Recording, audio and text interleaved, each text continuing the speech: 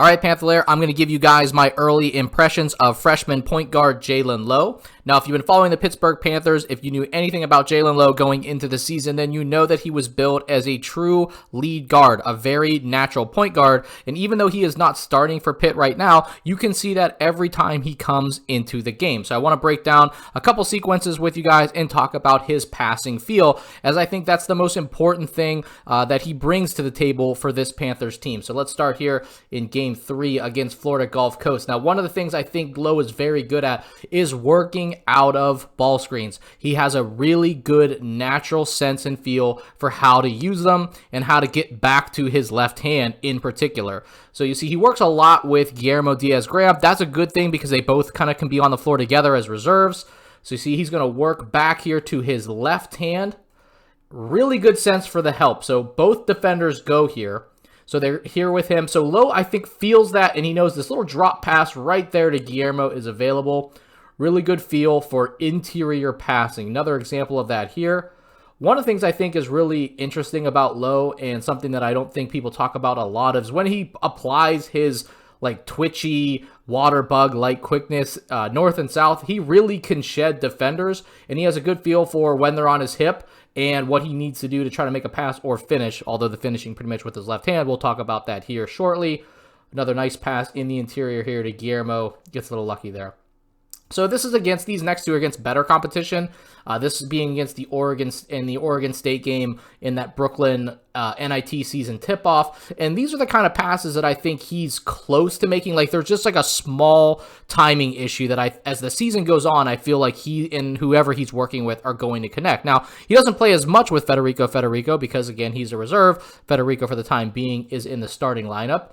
But you'll see his sense for here comes help. This could be a shot, although I would hate for this to be a shot given that it's like 1 foot inside the three-point line. But defense comes here, they vacate, and he just makes this little kind of like shot pass over the top of the defense, and Federico converts. What I mean about the timing, though, is I think there's a point where Federico and him are on the same page, or whoever he's with, and that just turns into an alley-oop right there. Okay, here we move on to Clemson. Very similar thing. So he working out of the pick and roll here, but he's going to use his right hand. I think Lowe can, wow, I really wish he would finish with his right hand. We'll talk about that again. He can use his right hand in and out of ball screens. So he's not limited in terms of his dribbling, more limiting in his finishing. Again, I digress here.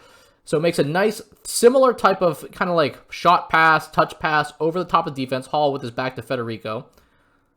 Federico does not make the dunk here, but he does get fouled. So there is probably a scenario where the timing on this is just a little bit different to where he finishes that. I think the finish is more on Federico than Lowe, but it's getting there, and you can just sense this as the season is progressing.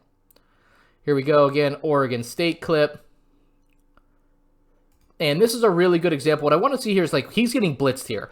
This has happened a few times where two guys end up going to the ball with, Lowe with the ball in his hand. So this is going to obviously send a freeing Federico into the middle of the floor. And so as this unfolds, if he throws this pass right here, as he pulls back and dribbles and as this guy begins to recover back to Federico, this ends up being a pass into Federico, and it turns out to be a dunk.